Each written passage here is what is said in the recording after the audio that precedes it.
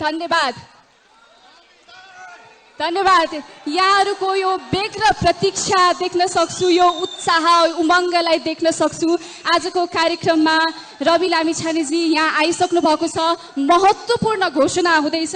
यी अनुहारहरूबाट हामी प्रष्ट हुन्छौँ कि उहाँको घोषणाले खास अर्थ राख्छ। हामी सबैजना प्रतीक्षित छौँ खास घोषणा के हो त।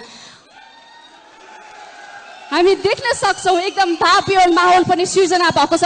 कृपया आजको कार्यक्रमलाई एकदम संयमतापूर्वक हामीले सम्पन्न गर्नुपर्ने हुन्छ। सम्पूर्ण भलिन्टियर साथीहरूलाई अनुरोध गर्न चाहन्छु, संयमतापूर्वक बसिदिउँ। आजको कार्यक्रममा के हुन्छ हामी हेरौँ। कृपया शान्त भएर बसिदिनु होला। हामीले महत्त्वपूर्ण घोषणा सुन्नुपर्ने छ। हल बाहिर पनि आदरणीय महानुभावहरू हुन्छ, भित्र पनि महानुभावहरू हुनुहुन्छ। यो महत्त्वपूर्ण घोषणा सुन्नको लागि संयम भएर बसिदिनु हुन अनुरोध गर्न चाहन्छु। अब यति भन्दै म ढिला नगरी आजका प्रमुख व्यक्तित्व man of the day Ravi लामिछानेज्यूलाई यो माइक हस्तान्तरण गर्न चाहन्छु।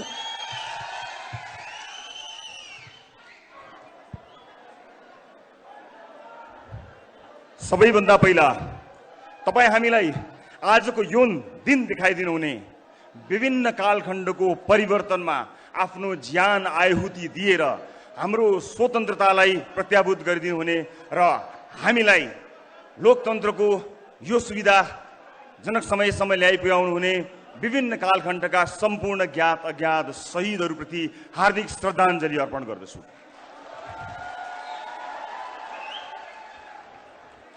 आजको कार्यक्रमलाई केही औपचारिकता प्रदान गर्नुपर्ने भएको हुनाले हामीले यसलाई हलभित्र प्रस्तुत गर्यौं, तर हल बाहिर पनि यसलाई हेर्ने सुविधा राखेका छौं। सबभन्दा पहिला समर्थनमा आउनुहुने तर हल बाहिर असुविधाका कारण बसिरहनुभएका सम्पूर्ण जति पनि दाजुभाइ दिदीबहिनीहरू हुनुहुन्छ, उहाँहरूलाई भएको असुविधाको लागि म शिर निहुर्याएर क्षमा चाहन्छु र म आयोजक जति पनि हाम्रा साथीहरू हुनुहुन्छ उहाँहरूलाई यो हलको औपचारिक कार्यक्रमपछि यसलाई हल बाहिरबाट पनि बाहिर रहनुभएका साथीभाइहरूलाई सम्बोधन गर्ने वातावरण मिलाइदिनु हुनेछ भन्ने अपेक्षा गर्दछु र यो औपचारिकता प्रदान गर्नको निमित्त मात्र म हलमा छु। म सुविधाका लागि होइन, केही प्रस्तुतिहरू स्क्रिनमा देखाउनु पर्ने भएका कारणले मलाई यो अनुमति दिनुहुनेछ। यो असुविधाका लागि फेरि पनि क्षमा दिनुहुनेछ भन्ने विश्वास लिएको छु र मलाई विश्वास छ यो यात्राको सुरुवात योभन्दा कठिन हुनेछ। योभन्दा कठिन त्यो यात्राका लागि पनि तपाईँ मलाई र मेरो टिमलाई साथ दिनका लागि आउनु भएको छ भन्ने विश्वास लिएर म आज तपाईहरु समक्ष सिधा कुरा गर्न गइरहेको छु। टेलिभिजनबाट होइन, यहाँबाट सम्पूर्ण देशका लागि। लामो समयदेखि संचार कर्ममा यहाँहरूले मलाई देख्दै आउनुभयो। मैले टेलिभिजनको पर्दाबाट यो देशका स्थापित राजनीतिज्ञहरूलाई, राजनीतिक दलहरूलाई सुध्र सुध्र सुध्र सप्रिय सप्रिय सप्रिय भनेर बारम्बार भनिरहे। आवाज अलि चर्को थियो तर तपाईहरूले कहिले पनि झर्को मान्नु भएन। तर उनीहरू सप्रेनन्, उनीहरूले सप्रिने संकेत पनि देखाएनन्। सप्रिने संकेत मात्र देखाएनन् मात्र होइन, जनमत गुमाउँदा गुमाउँदै पनि एउटाले अर्कोसँग अर्कोले अर्कोसँग गठबन्धन गरेर पनि जसरी पनि राज्य सत्ता हासिल गर्ने प्रपञ्च हासिल गरिरहे। विश्वास गर्नुस्, यो देशमा मैले जति मान्छे रोएको कसैले पनि देखेको छैन। प्रत्येक दिन मेरो कार्यालय रहेको ठाउँमा प्रत्येक दिन दर्जनौं मान्छेहरू आउनुहुन्थ्यो र आएको 2 मिनेट पहिला उहाँहरू रुनुहुन्थ्यो तपाईहरुलाई आश्चर्य लाग्छ होला, जहाँ मैले आफ्नो कार्यालय राखेको थिएँ त्यसको वरपर हिँड्ने दूरीमा, वक इन डिस्टेन्समा यो देशको न्यायालयको प्रमुखको निवास छ, बाटो पारी उहाँको निवास छ, अलिकति पर प्रधानमन्त्रीको निवास छ, अलिकति तल गए राष्ट्रपतिज्यूको निवास छ। तर आम जनताको भिड कहिले पनि त्यहाँ लागेन, किनकि आम जनतालाई थाहा छ अब उहाँहरूबाट केही हुन्न।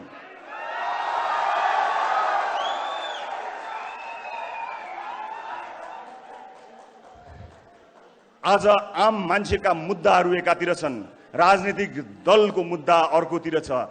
आम मान्छेको पेट त खालीको खाली नै छ, तर आम मान्छेको भोट साथमा लिएर तिनको जीवन उकास्छु भन्नेहरूको जीवन यदि सम्पत्ति शुद्धिकरण जस्तो संस्था, अख्तियार जस्तो संस्था, सतर्कता जस्तो संस्था नसुतेर अलिकति उठेर धुलो लागेको फाइल टकटक्याउने मात्र हो भने यो देशमा 100 वटा भन्दा बढी जेल बन्छन्। तर मलाई थाहा छ त्यो जाँगर कसैसँग छैन, किनकि त्यो जाँगर लाग्ला कि भनेर कोटाबाट न्यायालयसम्म आफ्ना मान्छेहरू पठाइएको छ। पक्कै थाहा छ कि सत्तामा पुगेर गडबड गर्नु नै छ। आफूलाई बचाउने मान्छेहरू पहिल्यै तैनात राखेर सत्ता आरोहण गर्ने मानिसहरूबाट वाक्क भएर म टेलिभिजनबाट राजनीतिको मैदानमा आएको छु।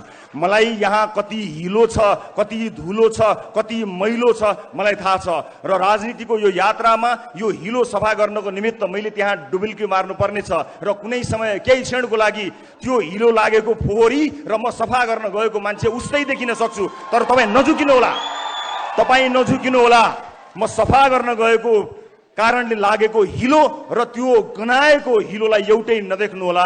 म केही समय तपाईहरुसँग माग्ने अनुमति चाहन्छु। दर्शक महानुभावहरू, नेपाली राजनीतिमा पुगेर, नेपालको राजनीतिमा गएर म ठूला कुरा केही गर्छु भनेर तपाईहरुलाई बाचा गर्दिन। ठूला कुरा गर्नको लागि मैले राजनीतिको बाटो सोचेको होइन।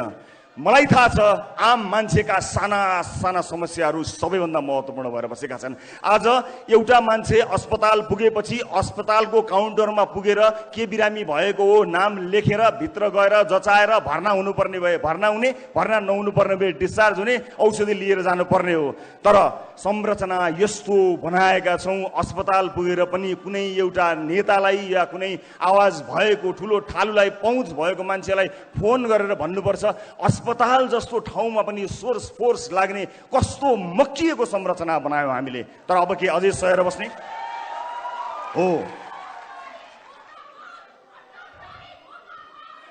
अब यो आवाजलाई, भ्रष्टाचारी मुर्दाबाद भन्ने तपाईको आवाजलाई, यो आवाजलाई आवाज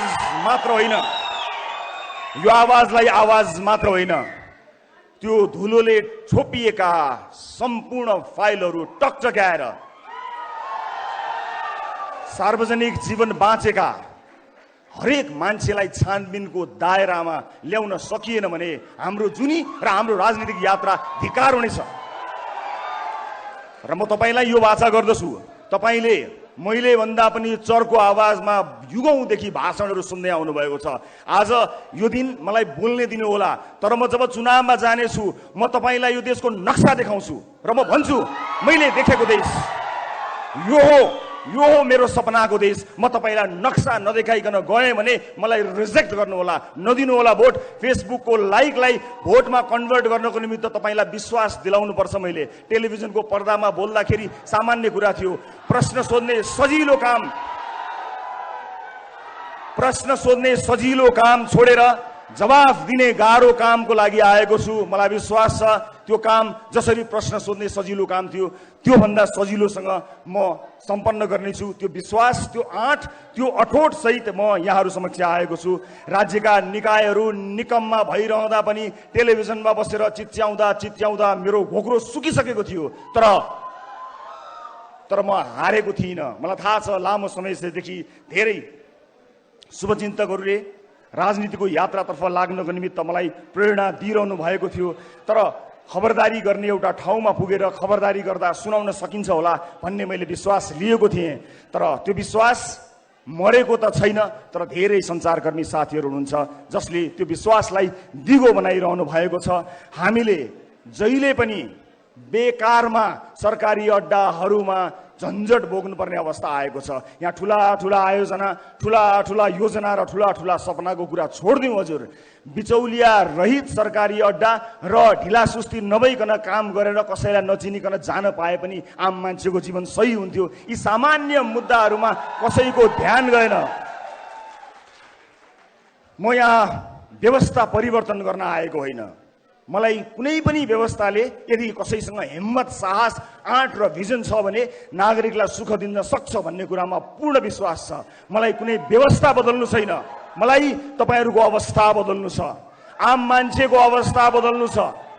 राजनीतिलाई मागी खाने भाँडो बनाएको यो विषयले असह्य भएर म राजनीतिमा प्रवेश गर्न आएको हुँ र यहाँहरूलाई म बताउँछु, जहाँ 825 सांसद छन्, 1200 आसपासका मात्र डाक्टरको दरबन्दी भएको ठाउँमा आम मान्छेले स्वास्थ्य शिक्षा कसरी पाउने? हेलिकप्टर लिएर कोही नेता आफ्नो चुनाव प्रचारमा जान्छ, मलाई आपत्ति छैन, तर हेलिकप्टरले पुस्तक पनि पठाइदिनु पर्यो, हेलिकप्टरले औषधि पनि पुर्याइदिनु पर्यो। आजको युगमा हेलिकप्टर चढ्नु भनेको 2-4 लाखको कुरा हो। त्यसमा मेरो कुनै पनि भिमति छैन, तर औषधि पनि त्यसै गरी पुग्नु पर्यो र मान्छेले उपचार पनि त्यसरी पाउनु पर्यो र विद्यार्थीहरूको लागि पुस्तक पनि त्यसै गरी पुग्नु पर्यो। र हामीले कुन अवधारणाका साथ राजनीतिमा पहिला चालेका छौँ भन्ने विषयमा म तपाईँलाई क्रमबद्ध रूपमा जानकारी गर्न गइरहेको छु। विशेष गरेर आम मान्छेका मुद्दाहरूले नै मलाई यसतर्फ आउन प्रेरित गर्यो।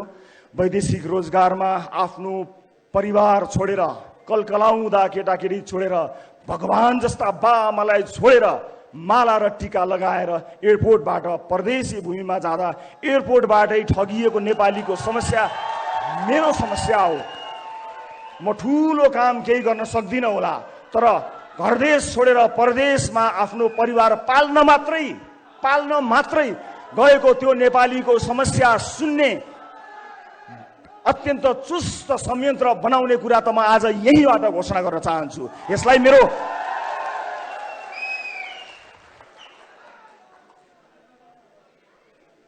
आज यहाँ म किन राजनीतिमा आएँ र मलाई राजनीतिमा के सुविधा थियो अथवा राजनीतिमा आउने निर्णय गर्दा के कुराहरू आएका थिए त्यसबारे पनि म छोटो जानकारी यहाँहरूलाई गराउन गइरहेको छु। विभिन्न राजनीतिक दलहरूसँगको संवाद मैले निरन्तर अगाडि नबढाएको होइन, कुराकानी नगरेको होइन। ती दलहरूलाई हेरेँ, मसँग ती दलका आदरणीय नेताजीहरूलाई धन्यवाद भन्नु बाहेक केही पनि छैन, किनकि मलाई त्योभन्दा पर अब उहाँहरूबाट त्यति आशा पनि छैन र म आफ्नो यात्राको क्रममा उहाँहरूको त्यस्तो खरो आलोचक भएर पनि अब प्रस्तुत हुन चाहन्न। जति आलोचना मैले गरेँ त्यो आलोचना गरेँ। मलाई त आम सर्वसाधारणसँग सरोकार छ। परिवर्तनको यो विषय र कुनै व्यवस्था परिवर्तनको मुद्दा लिएर म यहाँहरू समक्ष आएको छैन। मलाई प्रचण्डजीसँग अथवा शेरबहादुरजीसँग अथवा अरू कुनै पनि राजनीतिक दलका नेतासँग, केपी ओलीजीसँग केही पनि प्रश्न छैन। मलाई प्रचण्डजीसँग के प्रश्न होस् र उहाँसँग भएको प्रश्न म जीवनभर गरिरहँला, जिन्दगीभरि उहाँलाई सोधौँला। हिजो टेलिभिजनबाट सोधेको थिएँ, ओली संसदमा उभिएर सोधौँला, तर परिवर्तन नै ल्याउँछु भनेर छातीमा गोली थाप्नको लागि म शहीद हुन्छु कामरेड भनेर परिवर्तनकै लागि, यो देशमा परिवर्तन ल्याउन नै भनेर म गोली थाप्न तयार छु, मलाई शहीद बनाइदिनुहोस् कामरेड भनेर बन्दुक बोकेर छातीमा गोली लागेको त्यो योद्धाप्रति मेरो सम्मान छ। प्रचण्डजीसँगको प्रश्न कायम राख्छु, प्रचण्डजीसँगको प्रश्न म कायमै रहला, तर त्यो योद्धाको बलिदानको अवमूल्यन म कहिल्यै गर्ने छैन। मधेस आन्दोलन लगायतका विभिन्न आन्दोलनहरूमा आफ्नो ज्यान गुमाएका योद्धाहरूको बलिदानमा कहिल्यै प्रश्न गर्ने छैन, तर तिनको नाम लिएर आफ्नो जीवन उकासेका मान्छेहरूको लागि मेरो प्रश्न टेलिभिजनबाट यात्रा गर्दै संसद भवनमा अवश्य पुग्नेछ। म परिवर्तनका सम्पूर्ण योद्धाहरूप्रति सम्मान प्रकट गर्न चाहन्छु।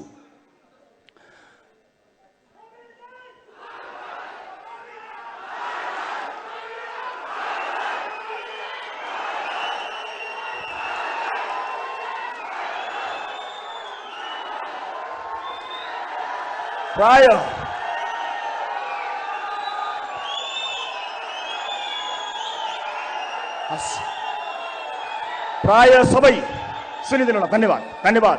Thank you so much. प्राय सबै राजनीतिक दलहरूसँग केही न केही कुराकानी मेरो भएको थियो र म आज तपाईँलाई जानकारी गराउन गइरहेको छु। म यो देशमा आजको मितिसम्म दर्ता भएका कुनै पनि राजनीतिक दलमा प्रवेश गर्दिन।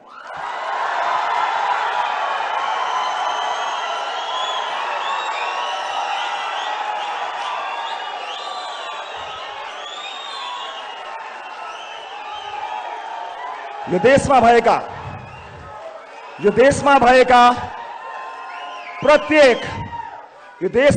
प्रत्येक राजनीतिक दलभित्र राम्रा मान्छे नभएका होइनन्, केही गिने चुनेका राम्रा मान्छेहरू छन्। म तिनलाई सम्मान गर्न चुक्दिन। प्रत्येक दलमा राम्रा मान्छेहरू छन्, तिनलाई सम्मान गर्न चुक्दिन। तर म तिनको आलोचना गर्न पनि किन चुक्दिन भने तिनले आफ्नो पार्टीभित्र धावा बोलेनन्, कुरेर बसे, पर्खेर बसे। अबको पुस्ता सबैभन्दा ठूलो नेताको मृत्युपछि अनि म त्यो ठूलो पदमा जान्छु भनेर कुरेर बस्दैन। जसको भिजन उसैको सरकार। उमेर पुगेपछि त वृद्ध भत्ता मात्र पाइन्छ, सत्ता पाइँदैन।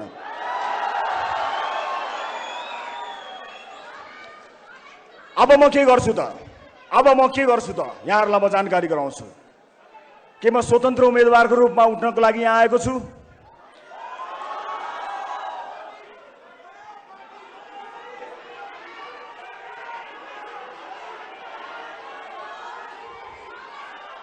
हो, एउटा मान्छेको प्रयासले फरक नपर्ने होइन, तर यो जर्जर संरचना र यत्रो परिवर्तनपछि आएको यो व्यवस्थाभित्र रहेर यदि नयाँ ढङ्गमा नयाँ राजनीतिक पार्टी लिएर जान सकिएन भने पुराना पार्टीहरूभित्रको व्यथिति मेट्ने साहस मेरो हुने छैन। म त्यहाँभित्र विलिन हुनेछु।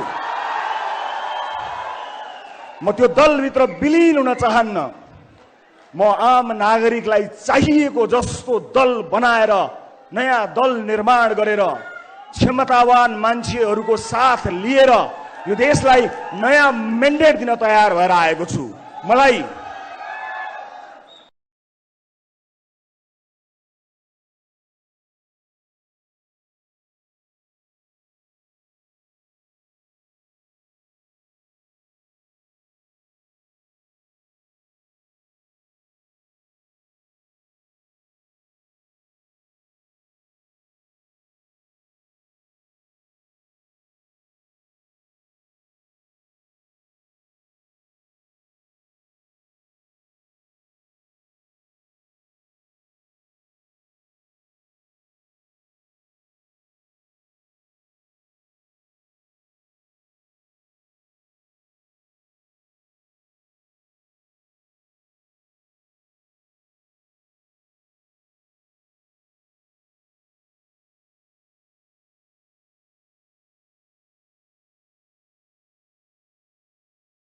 असम्भव छैन, सजिलो काम हुन्छ भनेर म आएको पनि होइन।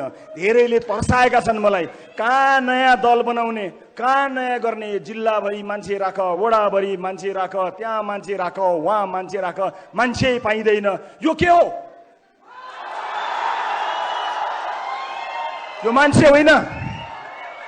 देशभरि विदेशमा बसिरहेको मान्छे होइन।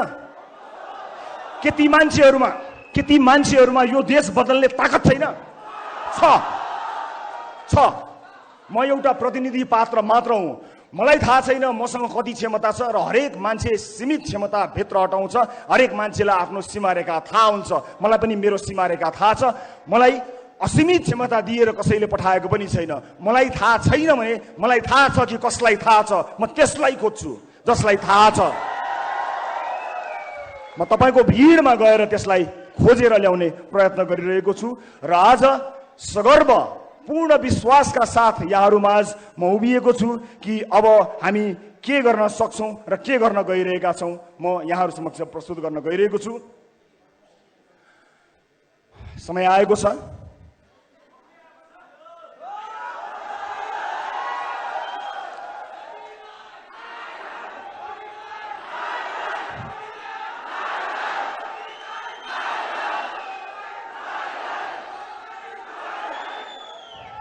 यो पाइला आज यहाँबाट सुरु भएको छ।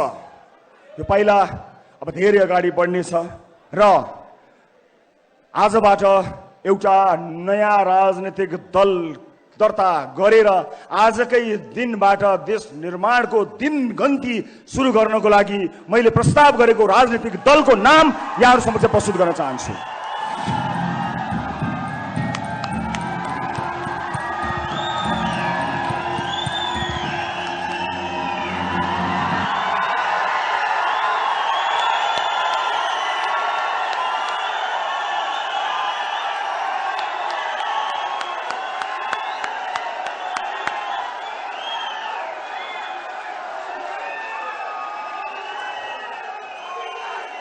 राष्ट्रिय स्वतन्त्र पार्टी, राष्ट्रिय स्वतन्त्र पार्टी, राष्ट्रिय स्वतन्त्र पार्टी आजबाट नेपाली राजनीतिमा आफ्नो पहिलो पाइला सारेर यो धरतीमा पदार्पण गरेको राष्ट्रिय स्वतन्त्र पार्टीलाई जोरदार तालीले स्वागत गरिदिनु होला।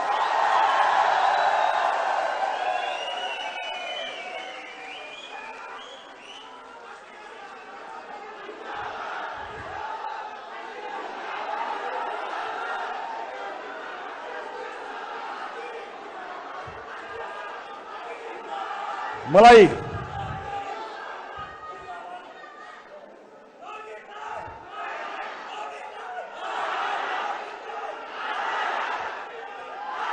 अब यो देशमा पार्टीहरूको कमी भएको होइन। हामी कसरी फरक छौं, राष्ट्रिय स्वतन्त्र पार्टी कसरी फरक छ त्यो बारे बताउँछु। तर त्यो भन्दा पहिला म स्वतन्त्र रूपमा उम्मेदवारी दिन चाहनुहुने क्षमतावान साथीहरूलाई यदि तपाईसँग क्षमता छ भने सबैभन्दा माथिल्लो तहसम्म पुग्ने गरी यो पार्टीमा सहभागी हुन स्वागत गर्न चाहन्छु। आज सुरुवात कसैले गरे होला, मैले यसको नेतृत्व लिएको हुँ, तर क्षमता नभएको दिन यो पार्टीमा बसेछु भने जहाँ देख्यो त्यही ढुङ्गाले हान्नु होला। क्षमतावान मान्छेहरूका लागि बनेको यो प्लेटफर्म कोही नभए पनि नमरोस्। म आज पहिलो दिनमा तपाईहरु समक्ष यो देश, यो धरती माता, आफ्ना स्वर्गीय मातापिता, आम नेपाली दाजुभाइ दिदीबहिनीहरू, शहीदहरू सबैलाई सम्झेर कसम खान्छु, क्षमता नभई पार्टीमा र्याल सुगान चियाउँदै टाँसिएर बस्ने छैन।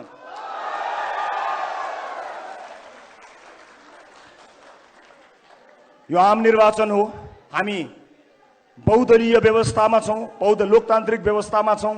यहाँ स्वतन्त्र रूपमा उम्मेदवार हुनेहरूलाई मेरो असाध्यै ठूलो सम्मान र स्वागत छ। कहीँ न कहीँ कसै न कसैले कुनै न कुनै रूपबाट युद्ध छेड्नु पर्थ्यो। तपाईले छेड्नु भएको युद्धमा मेरो साथ छ, समर्थन छ। तर नआत्तिनुस्, हामीले देशभरिबाट समानुपातिक भोट संकलन गर्नुपर्ने भएको हुनाले यो प्लेटफर्म तपाईको हो। तपाईलाई पूर्ण अधिकार दिन्छु।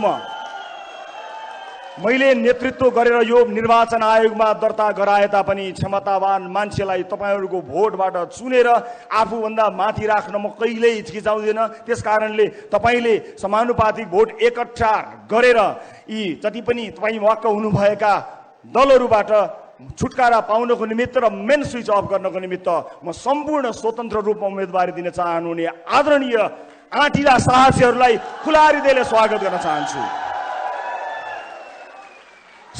शब्दको भण्डारमा राष्ट्रिय स्वतन्त्र पार्टी मैले आफ्ना लागि होइन, ती तमाम क्षमतावान आगो लिएर उठ्न चाहेका मानिसहरूका लागि सुरुवात गराएको हुँ। जो स्वतन्त्र उम्मेदवारी दिनका लागि तम तयार भएर बस्नु भएको छ, तपाईं स्वतन्त्रै रूपमा रहन सक्नुहुन्छ। तर एउटा झण्डा मुनि, एउटा छाता मुनि, एउटा पार्टी मुनि आउनुहोस् र आफ्नो क्षमता प्रदर्शन गरी तपाईं नै त्यो पार्टी हाँक्न लायकसम्म बन्न सक्नुहुनेछ। म सबैलाई आह्वान गर्न चाहन्छु। अब यो पार्टी कसरी फरक छ यसका केही विशेषताहरू बारे यहाँ प्रस्तुत गर्न गइरहेको छु म यहाँहरूलाई। हामी सबभन्दा पहिला आम निर्वाचन र स्थानीय तहको निर्वाचनमा उम्मेदवारको लागि हामी कसरी फरक छौं भन्ने कुरा देखाउन गइरहेको छु।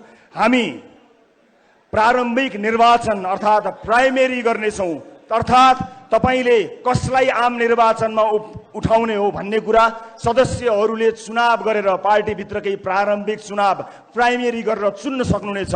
तल्लो तहको मान्छेले सदस्यता लिएको मान्छेको भोट नलिइकन कोही नेता हुन पाउँदैन। हामी प्राइमेरी गर्नेछौं। चुनाव भन्दा अगाडि नै पार्टीको सदस्यता लिएका जति पनि सदस्यहरू हुनुहुन्छ उहाँहरूबाट चुनिएर मात्रै कोही आउनेछ। कसैले टिका लगाउने छैन, कसैको चाकरी गरेको भरमा कुनै पनि उम्मेदवारले टिकट पाउने छैन। यस्तो किसिमको पार्टीको संरचना गरेका छौँ। दोस्रो, हामीले पार्टीभित्रका सबै समितिमा बहुसंख्यक युवा सहभागिता 50% + 1 यसको अवधारणा रहेका छौँ। अर्थात् युवाहरूको पार्टी बन्ने छ, 50% + 1 युवा अनिवार्य हुनेछ। राष्ट्रिय स्वतन्त्र पार्टीमा तेस्रो पृथकता यहाँहरू समक्ष प्रस्तुत गर्न गइरहेको छु। म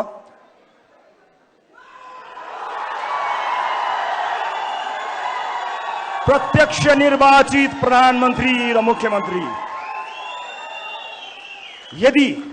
यदि मैले प्रधानमन्त्री हुन चाहेको हो भने पार्टी भित्रको चुनावमा साधारण सदस्य पनि उठ्न सक्ने र सभापति पनि उठ्न सक्ने गरी उठ्नुपर्नेछ र साधारण सदस्यहरूले जिताउँदा मात्रै ती सदस्यहरूले कसैलाई जितायो, प्रत्यक्ष निर्वाचित गरेर पार्टीमा जिताएको मान्छे मात्र प्रधानमन्त्रीको उम्मेदवारको रूपमा जानेछ र आफ्नो दलभित्र प्राइमेरीमा प्रधानमन्त्रीको उम्मेदवारी दिएर जसले पनि दिन पाउनेछ, जितेर जाने मान्छेले चाहिँ आम निर्वाचनमा आफ्नो मन्त्रीमण्डलले घोषणा गरेर चुनावमा जान पाउनेछ। आफ्नो मन्त्री छान्ने क्षमता, आफ्ना मन्त्रीहरू छान्ने क्षमता प्रधानमन्त्री, पार्टीभित्र प्रधानमन्त्री चुनिएर आएको व्यक्तिले पाउनेछ। मेरो मन्त्रीमण्डलमा को हुनेछन् भनेर चुन्ने सुविधा प्रधानमन्त्री, पार्टीभित्र प्रधानमन्त्रीको उम्मेदवार चुनिएका व्यक्तिले पाउनेछन् र प्रदेशका मुख्यमन्त्रीलाई पनि त्यही लागू हुनेछ। Right to recall and right to reject. मैले चुनेर, तपाईले चुनेर पठाएको मान्छेले राम्रो काम गरेन भने साधारण सदस्यहरूको भोटबाट फिर्ता होइन, कथालो समातेर फिर्ता ल्याउने व्यवस्था हामीले गरेका छौँ र रिजेक्ट गर्न पाइने राइट टु रिजेक्टको व्यवस्था पनि हामीले यस पार्टीभित्र गरेका छौँ। र म अर्को पनि जानकारी गराउँछु यहाँलाई। म 7 वटा विशेषता प्रस्तुत गर्छु। डिजिटल डेमोक्रेसीको अभ्यास हामी अब यस पार्टीमा गर्नेछौँ। अर्थात् तपाईले डिजिटल्ली आजैबाट सदस्यता सुरु हुनेछ। तपाईँ त्यसको सदस्य भइसक्नु भएपछि तपाईले भोट हाल्ने, आफ्नो क्षेत्रमा भोट हाल्ने अधिकार पाउनुहुनेछ र महत्त्वपूर्ण मुद्दाहरूमा भोट हाल्ने मात्र होइन, त्यहीँबाट डिजिटल्ली तपाईले भोट हाल्नुहुनेछ। महिनौँ लाएर घुर्दै मतपत्र ल्याउँदै राख्दै गन्दै गर्ने त्यस्तो युगबाट मुक्त गर्न पहिला आफ्नो पार्टीभित्र पछि देशैभरि प्रयास गर्नेछौँ। परिवारवादलाई पूर्ण रूपमा निषेध।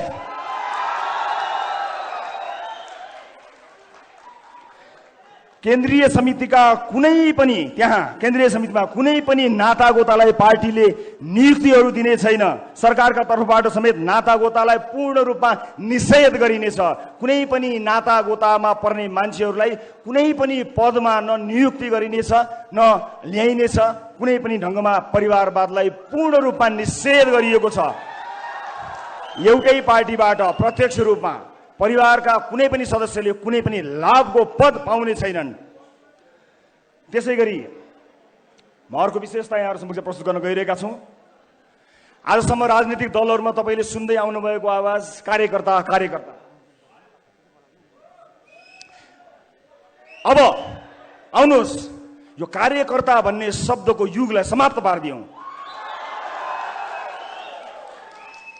राष्ट्रिय स्वतन्त्र पार्टीमा कोही कार्यकर्ता हुनुपर्ने छैन, सदस्य मात्रै हुने हो। कुनै भातृ संगठन छैन, हुनु हुँदैन।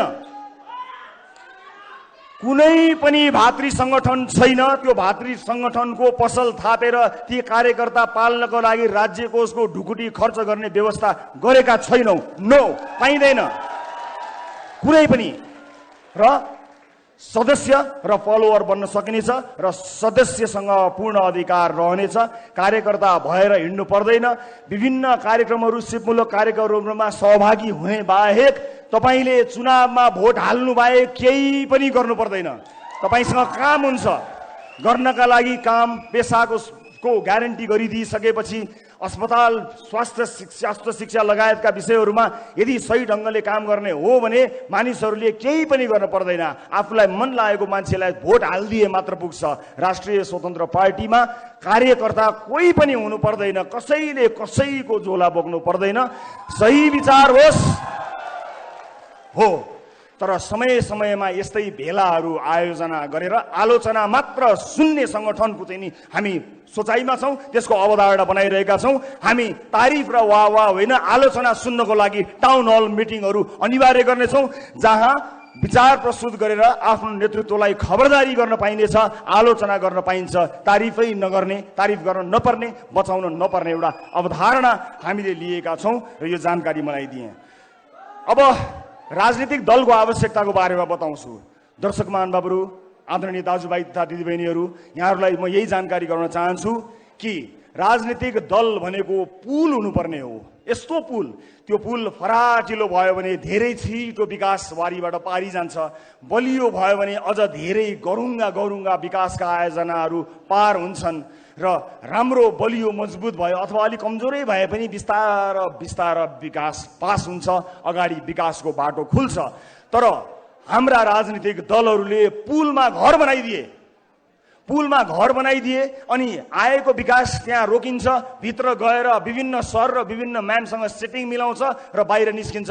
हाम्रो विकास अड्कियो। विकास अगाडि बढ्नुपर्ने ठाउँमा विकास अगाडि बढेन, विकास त्यहीँ अड्कियो, पुलमा घर बनाइयो। त्यसकारणले राष्ट्रिय स्वतन्त्र पार्टीको जन्म हामीले गराउन अथवा यसलाई सुरुवात गर्न हामी बाध्य भएका छौँ। यसका केही विशेषताहरूबारे मैले यहाँहरूलाई जानकारी गराएँ र